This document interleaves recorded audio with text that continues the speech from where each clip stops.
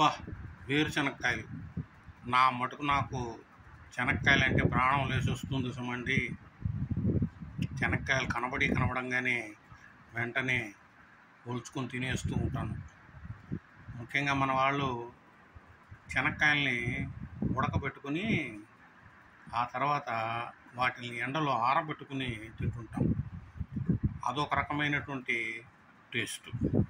మా చిన్నతనంలో మేమంతా పొలాల గట్లకు వెళ్ళి ఆ పొలాల్లో ఉన్నటువంటి వేరుశనగ చెట్లను పీకి ఆ వేరుశనగ కాయల్ని బాగా నీళ్ళల్లో కడిగి ఆ ఎండినటువంటి ఈ కసువు వాటిల్లో కాల్చి ఆ వేరుశనగకాయలు తినేవాళ్ళం.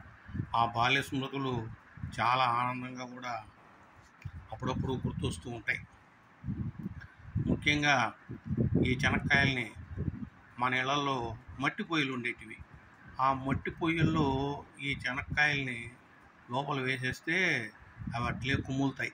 ఆ తర్వాత ఆ నిప్పుతో కూడా బయటకు లాగి ఆ శనక్కాయలను వేరుకొని అక్కడికక్కడే పోల్చుకొని తింటూ ఉంటే ఎంత ఆనందం కలిగేదో. అసలు ఈ శనక్కాయలను చూస్తే చాలా జ్ఞాపకాలు, బాల్య స్మృతులు గుర్తొస్తూ ఉంటాయండి.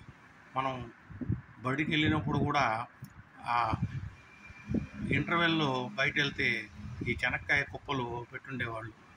ఆ శనక్కాయ కుప్పలను ఏది పెద్దదిగా ఉంది అని బాగా చూసి సెలెక్ట్ చేసి మరీ ఎత్తుకునేవాళ్ళం.